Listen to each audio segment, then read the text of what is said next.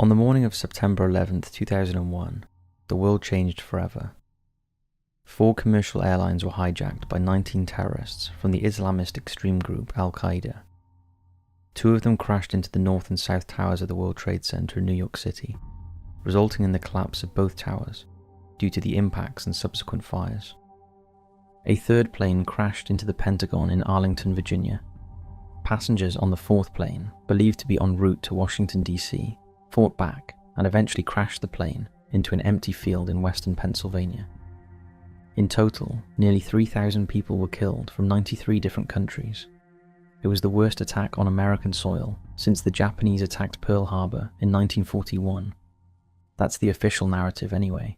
However, many didn't believe every aspect of this, and within just a few short hours, conspiracy theories began to appear online.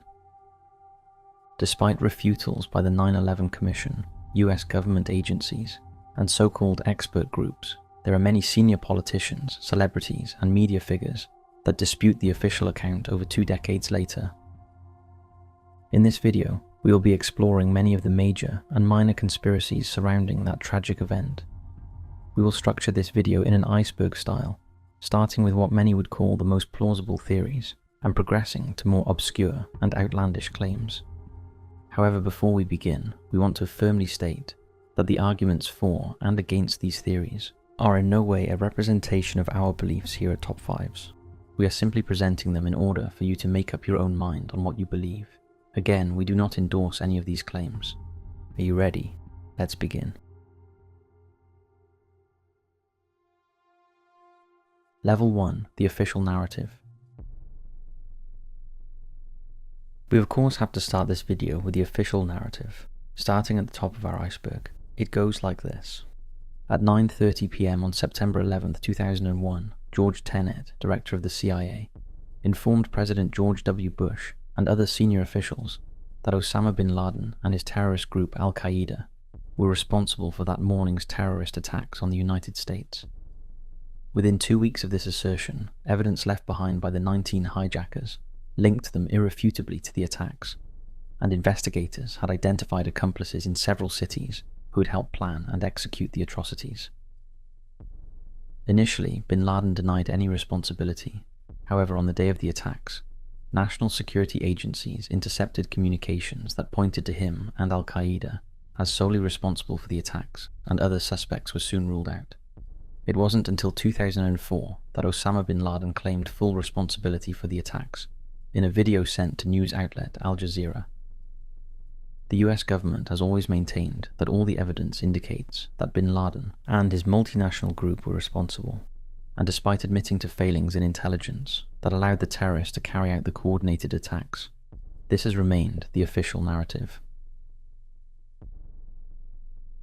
Let's move a little further down the iceberg with level 2, which is that the official narrative was correct, but that the government, CIA and FBI worked together to cover some things up.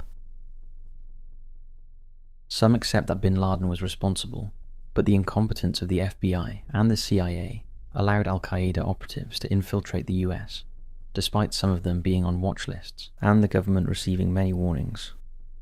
Many believe the full truth about the mistakes and opportunities lost to stop the terrorists has been covered up, and that despite warnings, the Bush administration did not take the imminent threat of an attack seriously enough. So what warnings did they have exactly? Well, it's been reported that the US received upwards of 30 warnings in the lead-up to 9/11, and as early as December 1998, the CIA reported to then-President Bill Clinton that Al-Qaeda were preparing to attack the US, potentially using commercial aircraft as weapons. In January 2000, the CIA reportedly had 2 of the 9/11 hijackers, Nawaf al-Hazmi and Khalid al-Mihdhar, under surveillance after they had entered the United States. However, due to a communication breakdown within the agency and a lack of trust with other intelligence agencies, they did not share this information with the FBI until 2 weeks before the attacks. In April 2000, Ahmad Shah Massoud gave a speech to the European Parliament in Brussels. During the speech, Massoud said that his intelligence agents had acquired limited knowledge of an imminent terrorist attack on US soil.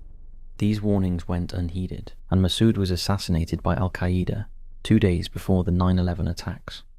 On July 10, 2001, J. Cofer Black, the CIA's counter-terrorism chief, and CIA Director George Tenet met with Condoleezza Rice, the National Security Advisor. They informed her about communication intercepts and other top-secret intelligence, indicating that it was increasingly likely that al-Qaeda would soon attack the United States. However, for unknown reasons, Rice appeared unconcerned about the warning.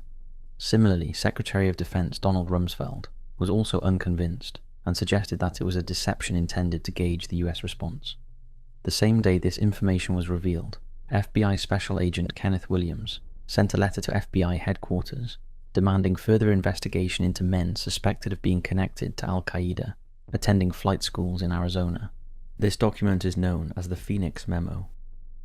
On August 6, 2001, the President's daily briefing warned that bin Laden was planning to exploit his operatives' access to the US to mount a terrorist strike.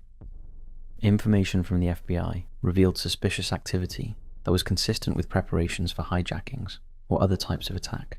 On August 23, 2001, just under 2 months before the attack, the CIA were given a list of 19 men who were known to be living in the United States that were suspected of planning a terrorist attack. 4 of those were eventual hijackers: Mohammed Atta, Marwan al-Shehi, Khalid Mal-Idhar, and Nawaf al-Hazmi. The other names are unknown, but it is theorized that they could have been the other men who participated in the attacks. But it's strange that authorities didn't increase security measures at weak points, like government buildings and public transportation, so you can see why conspiracy theorists believe there may have been a cover-up. Level 3. 9/11 was a complete inside job orchestrated by the US government in order for them to invade Afghanistan and Iraq. Prior to 9/11, the price of oil had been steadily declining due to increased production capacity and new finds. An attack on America that blamed Muslim terrorists would be the perfect way to have an immediate and long-term effect on oil prices and support military action against the Middle East. This conspiracy links up to the view that the buildings of the World Trade Center were destroyed by controlled demolition or other means that we will explore later in the video. Level 4. Missing black boxes. All of the planes involved in the 9/11 attacks carried 2 black boxes each, which recorded flight data and cockpit conversations. However, the official report stated that none of the 4 black boxes from the 2 planes that hit the Twin Towers were found in the debris. Yet Michael Bellone and Nicholas Damasi, who worked extensively in the wreckage of the World Trade Center, wrote a book titled Behind the Scenes, Ground Zero. In it, they claimed that using expensive high-tech equipment, they helped federal agents find 3 of the 4 black boxes from the jetliners. As for the Pentagon black boxes, allegedly, they were too severely damaged to retrieve any information from them. The only black boxes recovered were from United 93, the plane which passengers and crew fought back and forced to crash in a rural Pennsylvania cornfield. However, the families of the victims had to wait for 7 months before they could listen to the tapes, and it took 5.5 years before they were produced at the trial of the so-called 20th hijacker, Zachary Moussaoui, a French citizen of Moroccan origin, who was arrested about a month before the attacks and was later convicted for being involved in the planning of 9/11. The question is, why did the government state that no black boxes had been recovered when they had? Level 5. UAE were responsible. From the start, speculation about the Saudi government's involvement in the attacks has been rife, despite repeated denials from the Saudi kingdom. The 9/11 Commission report stated that no evidence was found to indicate that the Saudi government or any senior Saudi officials individually funded al-Qaeda. However, it did acknowledge the presence of numerous private donors and sources of fundraising in Saudi Arabia and other Gulf states for al-Qaeda before the 9/11 attacks. This finding reinforced the belief that the Saudi government was heavily involved in the attacks, and it was no coincidence that 15 of the 19 hijackers were Saudi citizens.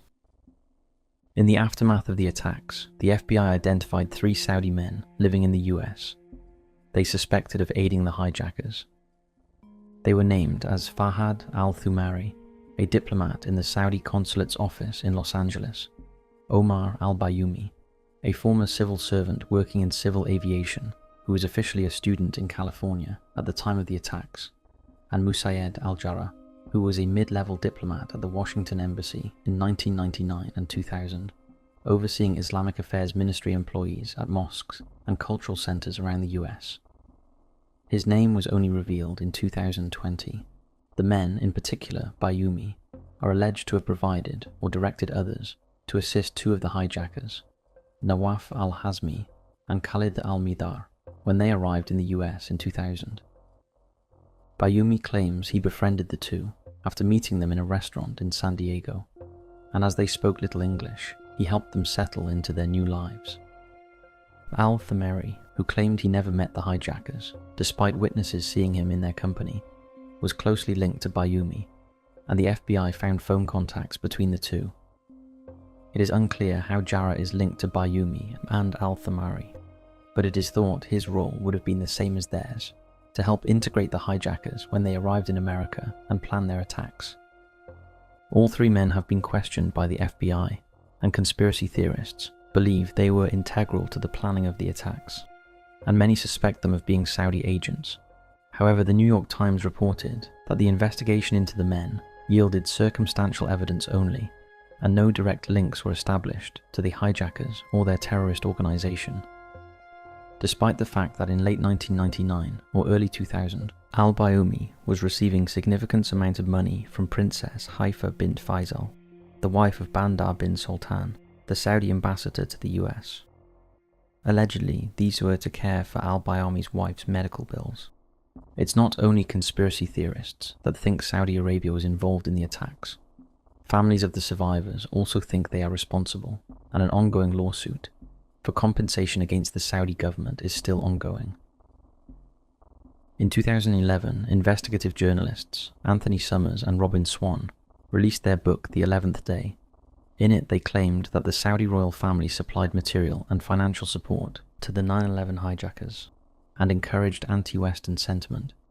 There is no doubt that somebody enabled 19 hijackers, with no money, no knowledge of English, and no idea how to fly planes, to infiltrate the US, stay undetected for a significant amount of time, and to prepare and carry out coordinated attacks with such precision. Many believe that support came from a Saudi network that was already in place years before 9/11. We're heading deeper down the iceberg now, to level 6, which is probably one of the most commonly believed conspiracies surrounding 9/11, controlled demolition. There are some people who believe that the twin towers of the World Trade Center were not brought down by the planes that crashed into them, but instead by controlled explosions. These individuals, including physicists and software engineers, argue that the towers collapsed straight down instead of toppling over, which is what they would have done if they had been structurally compromised by the planes. They claim that a large amount of explosives were hidden in the towers, and that key supporting beams were pre-cut, allowing the towers to fall on their foundations. Moreover, they maintain that after the collapse, any evidence that could have disputed this theory was removed and recycled due to the strict security measures at the site. However, the official report states that the Twin Towers collapsed due to severe structural damage caused by the planes that crashed into them and the resulting fires. This explanation is disputed by a group called Truthers, who argue that the fires burned for only 56 minutes in the South Tower and were not sufficient to cause the catastrophic collapses. The controlled explosion theory was compounded further by the collapse of World Trade Center Building 7, despite it not having been impacted by a hijacked plane. They point to the fact that even the authorities acknowledged that Building 7 was the first ever tall structure to collapse as a result of fire damage alone, and even to this day, it still remains the only building to collapse due to fire. Much of the building was leased by bankers, but some of the floors were occupied by the CIA. Another major red flag in the eyes of conspiracy theorists is the fact that the BBC announced the collapse of Building 7 at least 30 minutes before it collapsed. Combine this with the eyewitness account of Barry Jennings, the Deputy Director of Emergency Services for the New York City Housing Authority, who on the morning of the 9/11 attacks was summoned to World Trade Center Building 7 to assist in coordinating the emergency response. However, he became trapped in the building for several hours due to a series of explosions that, according to the official government account, never occurred. According to Jennings, he and Corporation Counsel Michael Hess had entered Building 7 before the South Tower was hit at 9:03 a.m. However, they were surprised to find that the offices had already been abandoned. Shortly after, Jennings received a call from his superior instructing him to leave the building immediately. But as he and Hess made their way to the 6th floor, an explosion occurred, sending them back up to the 8th floor and trapping them inside the building for several hours.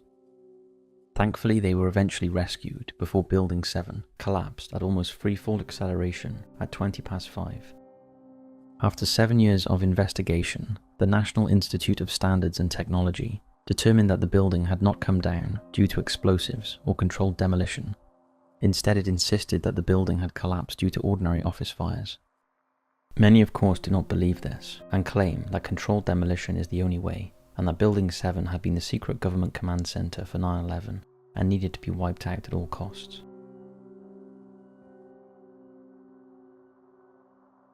Level 7.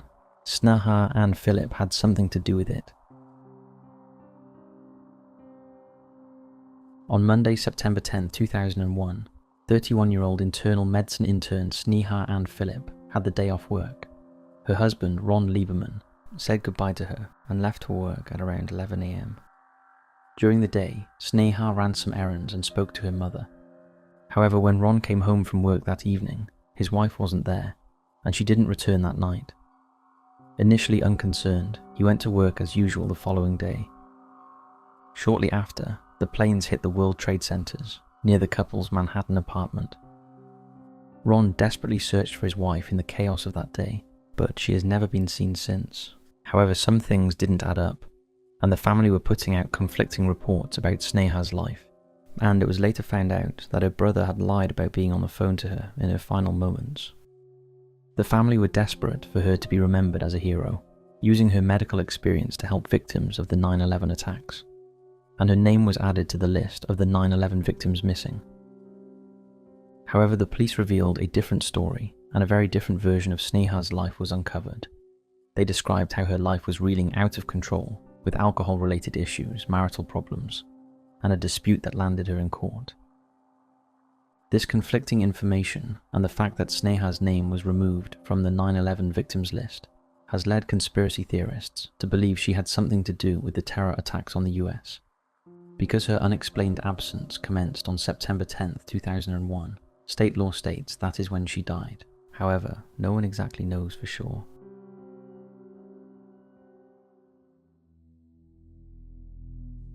Level 8. The boy who predicted it.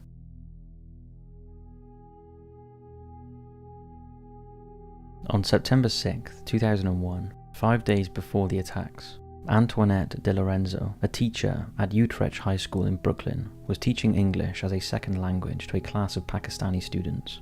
Antoinette led a discussion with the students about world events when she noticed one of her pupils staring out of the window towards the lower Manhattan skyline.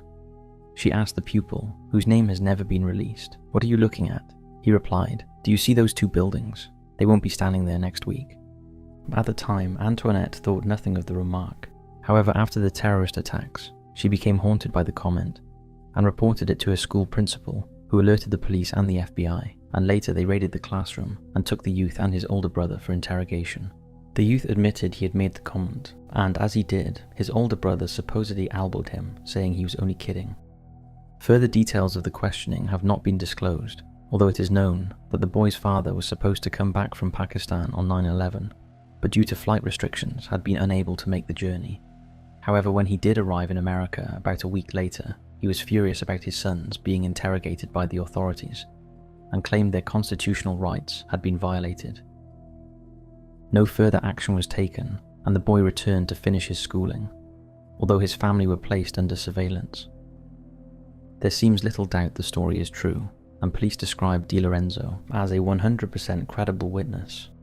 The question remains, how did a boy from Pakistan who couldn't speak English predict that the Twin Towers were going to fall? It seems there are only 3 real possibilities. Either he had clairvoyant powers and could foresee what was going to happen. It was just a random remark with no real meaning. Or he had inadvertently heard on the grapevine that the trade centers were going to be attacked. Level 9. Israel was responsible. Another theory claims no Jewish people were killed in the 9/11 attacks because 4,000 Jewish workers at the World Trade Center had received advance notice not to turn up for work that day. Believers in this theory suggest that the Israeli government was responsible for the attacks to prompt the US into attacking its regional enemies. The truth is that 119 Jewish workers at the World Trade Center were confirmed to be victims, and a further 72 were also thought to have perished. That equates to 9.2% of the victims, which lines up with the 9.7% of New York's commuting population believed to be Jewish at the time of the attacks. Similar conspiracies surround other nationalities, including Iraq and Iran, although no evidence of their direct involvement has ever been found. The Israeli conspiracy was fueled further after it was reported 5 Israeli men were seen dancing in the streets of New York in the wake of the attacks. They were later arrested and found to be in possession of cash, multiple passports and box cutters. The implication was that these young men knew about the attacks and were shadowing and supporting the Al-Qaeda terrorists from afar. Although there is no evidence to support the claims, there is some truth to the story. Following the 9/11 attacks, 5 Israelis were arrested for possessing box cutters. However, it should be noted that they were in the United States for work purposes, specifically for Urban Moving Systems, a delivery company owned by an Israeli. The box cutters were part of their job, as they were used to open boxes. The men were later released without charge. Reports online called them the Dancing Israelis, and to this day, there are still many who believe that the Dancing Israelis had something to do with the attack.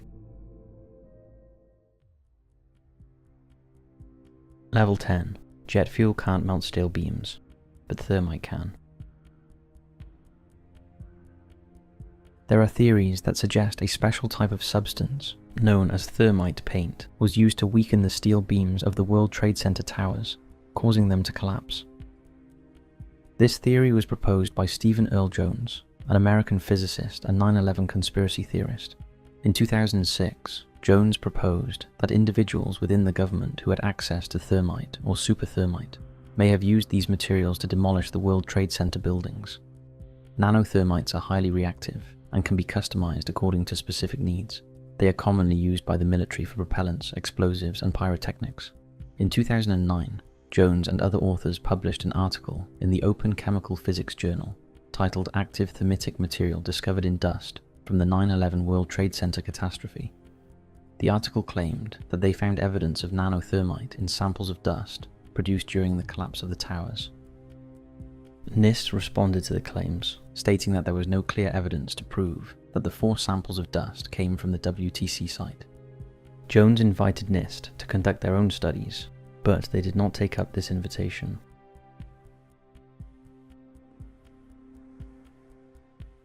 Level 11. Fake phone calls from the planes. Some maintain that phone calls made by passengers on the hijacked planes were manipulated using voice morphing technology, or that the passengers were coerced into making the calls.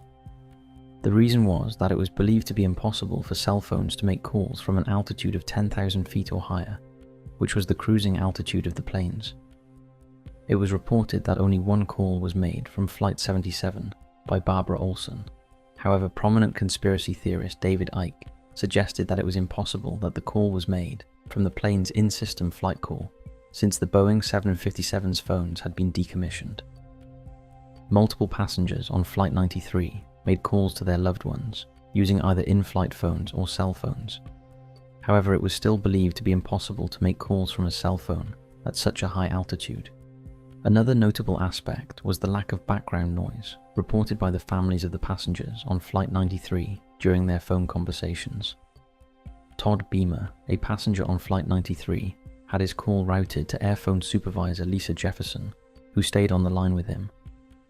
Beamer was heard saying "let's roll" after he and the other passengers made a plan to try to overthrow the hijackers. Unfortunately, the plane crashed in Shanksville before they could carry out their plan.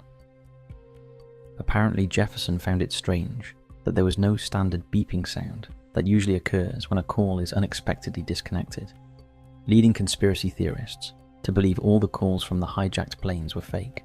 Lastly, there is the theory of voice cloning. I cannot for the life of me find information about this theory, but I remember people saying that it was strange that one of the passengers phoned his mother and stated his first and last name, something that would be very out of character if calling a family member. Like I said, I cannot find this information online at all, so if any of you have ever heard of this, let us know in the comment section below. Level 12. The planes fired missiles before hitting the buildings. This claim, known as the no planes theory, believes that the planes that hit the World Trade Center and the Pentagon on 9/11 were not enough to cause as much destruction as they did, and suggest that the planes were actually cruise missiles designed to target the buildings they struck, and that any eyewitness accounts of these planes crashing, including the live TV footage, was faked, an illusion, or the missiles were made to look like passenger planes. Supporters of this theory cite the difference between the sounds made by a cruise missile and a jet engine, and that the hole created by the plane that allegedly hit the Pentagon was too small to have been made by a plane. This theory is backed up by the fact that even an untrained pilot would find it very difficult to hit the Pentagon accurately. Even highly trained fighter pilots have said that the required maneuver to hit the Pentagon so close to the ground would be extremely difficult without the plane breaking up. Additionally, there is only low-quality footage available of the incident, despite the building having hundreds of cameras. This further adds to the theory that the planes were in fact targeted cruise missiles that were disguised as aeroplanes. Level 13. Larry Silverstein. American Jewish businessman Larry Silverstein has repeatedly been the target of anti-Semitic conspiracies over the past 20 years. Silverstein purchased the World Trade Center in April 2001 and sought compensation from his insurance company after the property was destroyed. Silverstein has been painted as a money-grabbing man who purchased the property and then organized the attacks to gain a multi-billion-dollar payout. It was revealed that Silverstein took out a major insurance policy a month or so before the attack because he knew it was going to happen.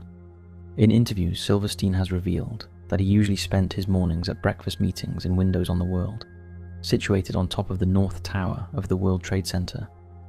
However, on the morning of September 11, 2001, his wife insisted that he attend a medical appointment, which unknowingly saved his life.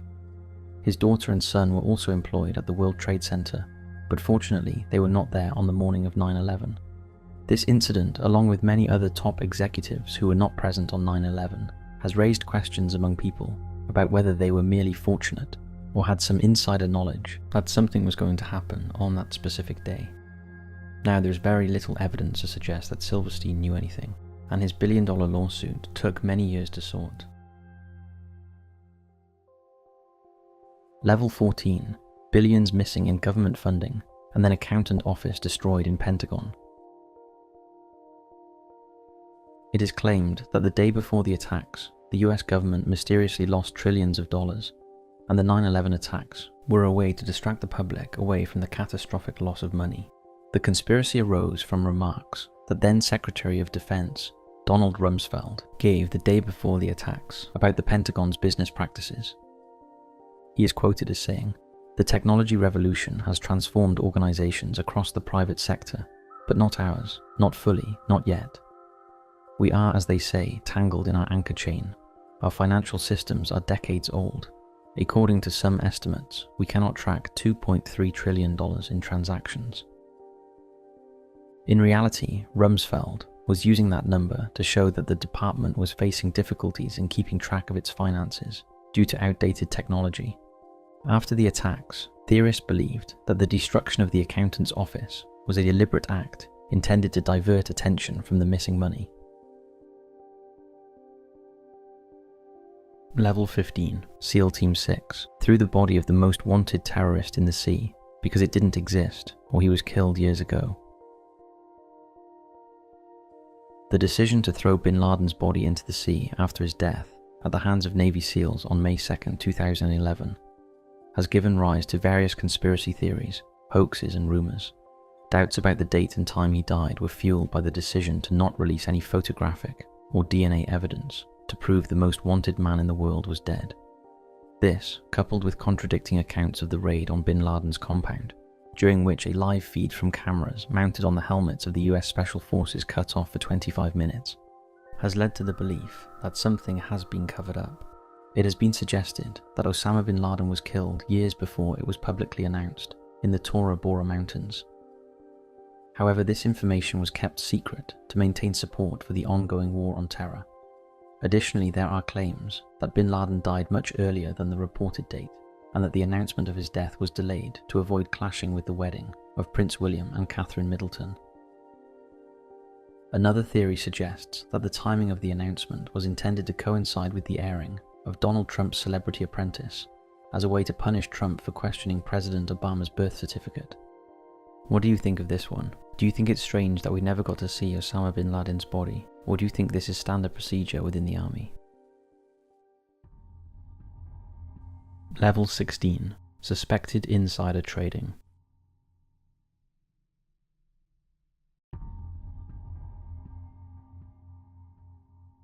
Prior to the September 11th attacks, there were some unusual stock trades made on certain companies that would be affected by the attacks.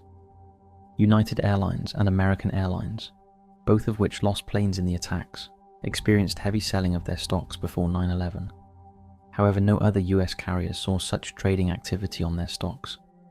On the other hand, defense corporations, who would benefit from an aggressive military response, showed strong buying activity in the week before the attack. Morgan Stanley, which was located at the World Trade Center, was heavily sold, and insurance companies also experienced significant selling. The US Security and Exchange Commission even initiated an investigation into Wall Street's activity around the attack. However, they stated that it was purely coincidental, which it may well have been, but there are some who find this hard to believe. Level 17. Air Defense Stand-Down Theory. Why did the world's most powerful air force fail to intercept any of the 4 hijacked planes? There are claims that NORAD, the North American Defense Command, had information beforehand about the hijacked planes, but either ordered their fighters to stand down or intentionally delayed scrambling them so they couldn't prevent the planes from hitting their targets. Given that NORAD is responsible for air defenses, it's reasonable to assume that they have the necessary capabilities to locate large passenger planes. Therefore, why didn't they scramble in time to prevent the tragedy?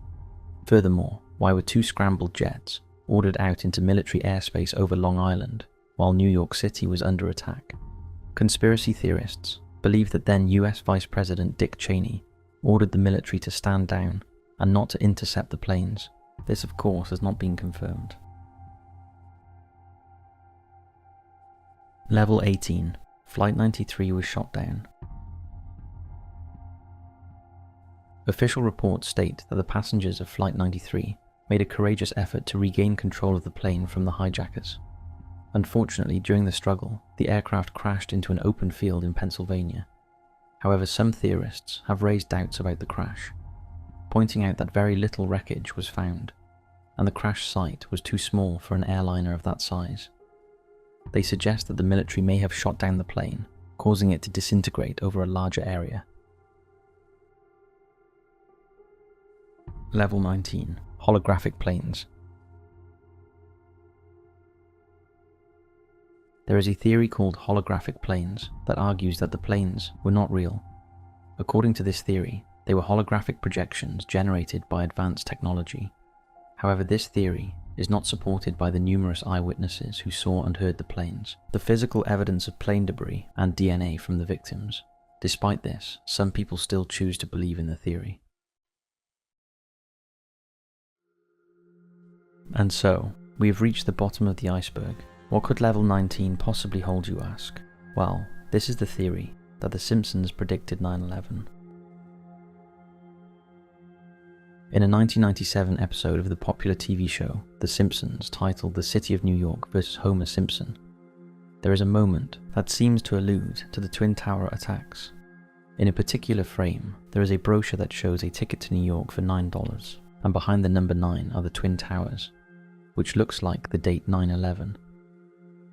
Although the creator of the show could not explain it, Bill Oakley, an executive producer on the show at the time, explained that $9 was picked as a comically cheap fare. He also acknowledged that the coincidence is eerie, given the events that would occur all those years later. And that brings us to the end of this video.